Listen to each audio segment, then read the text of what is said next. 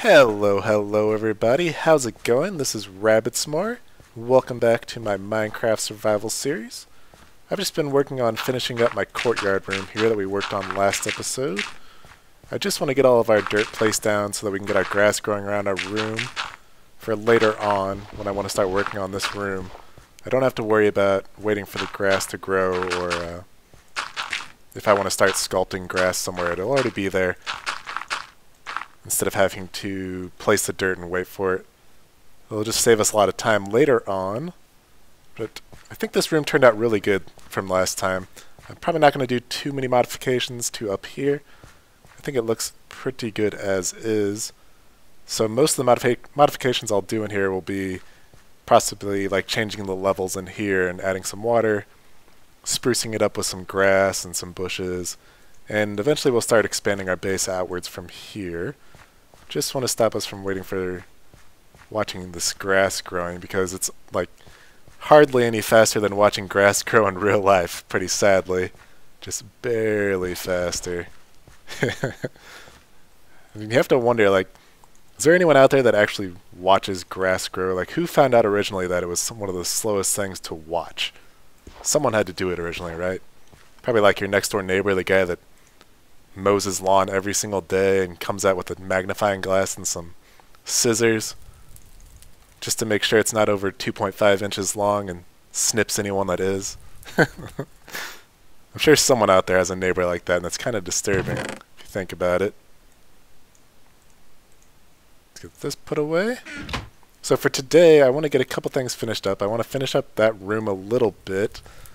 Nothing too crazy, I just want to get it set up for later on when we do start expanding this room here. I want to head back to the Nether for a little bit. I need to finish up the Blaze XP farm. Not too much actually needs finished on it. I just need to dig out the area that we had that was stopping the blazes from spawning. And I want to get up to at least level 30 at that XP farm while we're there, and hopefully get our enchanting room set up. I'm not sure where we're going to put that yet. It might be based out of this room. I'm not positive. So yeah, I want to get our enchanting room set up for once we get level 30. We can enchant our first item with a level 30 enchant, probably a diamond pickaxe. So that's probably our best tool off the beginning. And I want to do a little bit of adventuring as well. We still don't have, I think, just bunnies or rabbits. I think that's the only animal that we're missing so far. So I know that there's a couple rabbits out in this direction over here, so they aren't too far away, but I do need to go gather those guys later on. So yeah, got a little bit of stuff to do here. Alright, so I've been doing a little bit of work around the base, and I want to know what you guys think about this. I've been bone mealing our grass here around the base, and I've just been breaking out the pieces where I might be more commonly walking in, so it doesn't look like it's too overgrown. It's still going to be, you know, it's going to grow grass in the side areas, but where I walk a lot it wouldn't have anything. So I've been bone mealing and breaking out the center pieces, and I think it looks pretty good. It's bringing some more life into the base and some more detail, so it's not just flat grass everywhere. I think it especially looks good in here since this is our more organic room in the first place. Yeah, I think it turned out pretty nice, bringing some grass in here without being too cluttered. Like I said, I broke all the pieces where I would be walking constantly anyways, so it's not like it's too messy, I don't think. So let me know what you guys think. So yeah, I've kind of been doing this. I've just been bone mealing the area, and then I would pick the area where I would be walking through in the first place and breaking stuff out there. And it turns out pretty good, I think. Let me know what you guys think of it, and maybe if I should do more or less of it, any other things I should be putting in here, maybe some more bushes along the edges. And I did add a waterfall area and a pond here, which looks pretty good. I think the pond looks pretty nice. I'm not sure about the waterfall, if that's a good location for it, or if I should lower it or raise it. But again, let me know what you guys think of that. I think it's pretty nice so far though.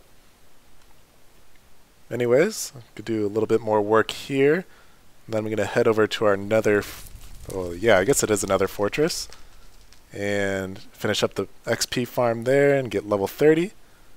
And we can get our first enchanted pickaxe going on here. Alright, well I got our blaze farm all finished up here, and you can tell it's running pretty smoothly. You can almost tell too well with all the noises that's going on. Like, these guys constantly making that crackling, burning sound so much when there's so many of them in here. The only problem with this kind of blaze farm is the amount of noise these guys make, especially when you crush them. Oh my god. Okay, I'll show that. I'm going to step away though, because it is really loud. Yeah. It's like someone's smashing 2 frying pans right next to your ear over and over. Pretty terrible. So, if you guys use something like this, I would definitely recommend turning down your sounds pretty far down, for at least while you're in here doing the crushing part of this, because, yeah, if you value your hearing at all, you'll take that advice. Yeah, it's running pretty smooth. We're getting a good amount of blaze rates here, like spawning in pretty good amounts, and they're getting pushed down by our pistons just fine. I don't really hear any of them getting suffocated or anything, so I think this build turned out pretty good. Alright, so we got our 30 levels. We're ready to start enchanting, but I don't have an actual enchanting table yet, or the bookshelves made up for it, so that's what I'm going to be working on next. Just waiting on some food to cook here. Just take those for now. Still living off potatoes. We're getting a better amount of animals now. We can actually start killing them pretty soon. But I'm thinking about, for our enchanting room, is having it kind of be hidden behind a wall. So it will be like, you know, behind one of these walls, you would go over to it, open it up, and there would be a stairwell down into like a hidden library kind of. And then the enchanting table would be in the middle of that library. So you thought, most people do like a bookshelf, and then the bookshelf opens up into a hidden room. I'm going to be doing hidden bookshelves behind the secret door itself. See, I twisted it on you. Didn't expect that. Anyways, can you tell where it's at? It is hidden. Do you see where it could be? No? Me neither, because I haven't actually started on it yet. So there's nothing to be seen yet. I'm going to pick where I want to do it, and I'll start working on that. And then we can get some enchanting done. Alright, so I have a basic setup going on for our enchanting room and our hidden door going on. I wanted the idea to be that you would have to throw like a golden nugget, or what you would expect to be like a coin, into here. Oh, got a visitor. Get out of here, jerk. Get. Alright. So what I was saying is you have to throw a coin in here, or maybe a golden nugget or anything. But for now, any item works. So I made the spot that you throw it right here underneath the waterfall. There's no hopper there or anything that you can see. But I made it right there because there's a shadow there from the water already, so it's an easy spot to remember where to throw. And you can see, this pulls a block upwards, and it pulls these 2 blocks back and out of the way into our secret area here. Like I said earlier, I want to have a kind of a hidden library down a staircase, kind of like an area that, you know, if someone had stumbled upon, they'd be kind of weary to come down here without expecting to find like a mad scientist laboratory or something, or some really cool relics. So this is where we're going to end up putting our library and our enchanting station later on. But I do want to show you guys what I did here. I also have this button. This is what actually closes the door behind us. And it's set on a delay so you have enough time to get out. You saw again, this one comes up, and those 2 back there will go back and out. So I have to throw another item in here. Pretty cool. I can go over the wiring here real quick. So for the main entry door, let's see if we can actually get around this wiring here. For the main entry door, where it's coming from is... Ooh, let's get some lighting in here too. We don't want any creepers back here. Some there. So I have a minecart hopper right here, and this is what allows us to throw an item into the pond, and it will suck it up through the ground. If you have just a hopper there, it won't do anything, but for some reason, minecart hoppers will actually pull items from above the block above them. So I'm using this to pull that down, and that will go into our hopper here. And I have it set to always turn off the hopper so that once you throw an item in, it gets stuck in here. And since that is stuck in there, our comparator will detect that there's an item inside of our hopper and send a signal. So I'm putting it straight into a repeater because otherwise comparator signals are really weak. They only go a couple of blocks. So I go straight into a repeater. That sends our signal up here. Let's go around so we can see it. Sends our signal up here, which inverts this torch, which is actually putting all of our pistons out. So normally when the door is not open, this will be lit. These pistons will be extended because of this setup right here. So this is a 2x2 sticky piston setup, which is pushing the other pistons out. And then the signal gets carried up from those pistons up here. And I'm using a redstone repeater here to power this block because our other sticky piston that's pulling the top block is right here behind this wall. And then it gets pushed over to this side through that block, and this is where our other two sticky pistons are that are pulling the 2 blocks behind that one backwards.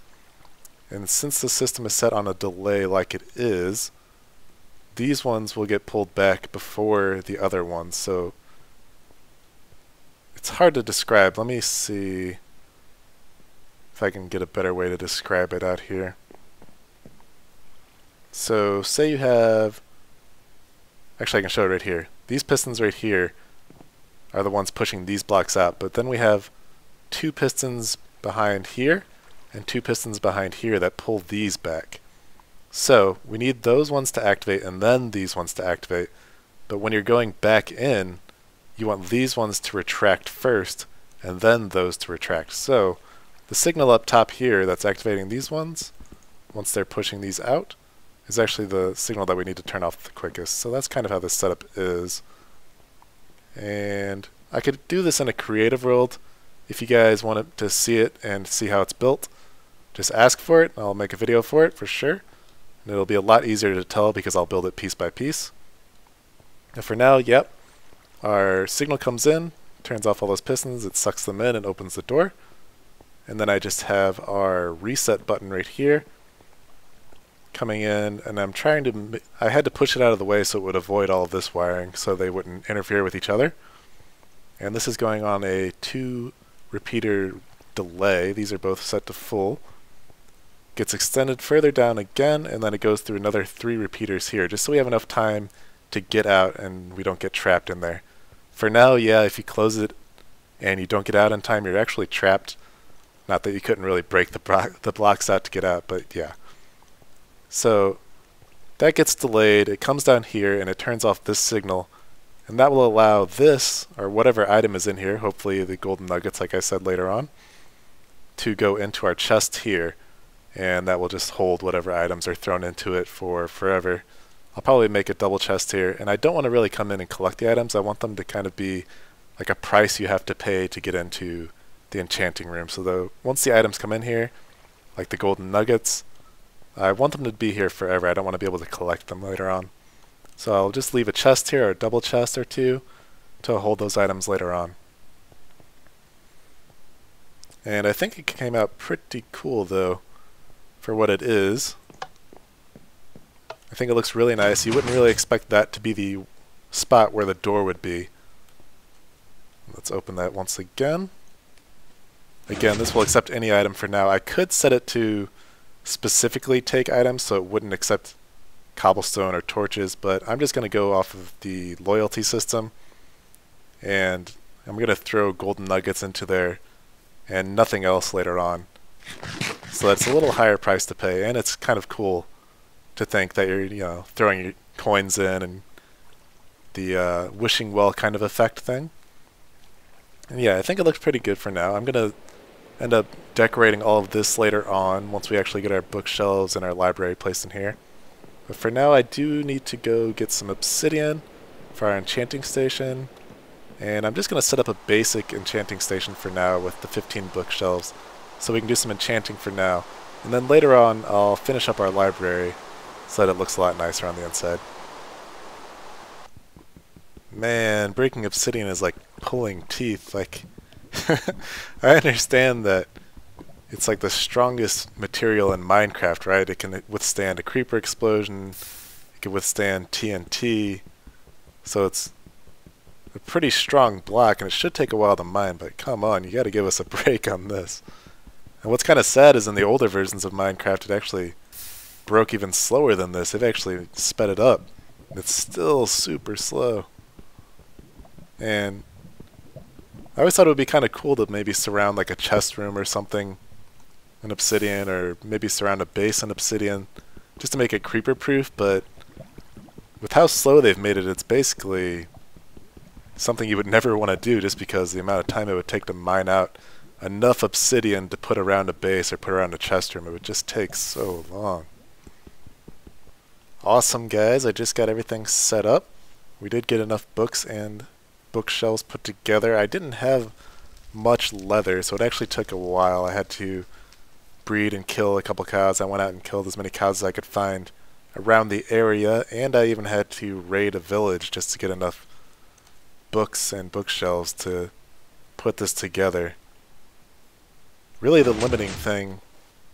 Alright, there we go. I almost thought I missed it. The limiting thing is the leather on these, since we have to have a piece of leather for every single book that we need. Takes a lot more than you think.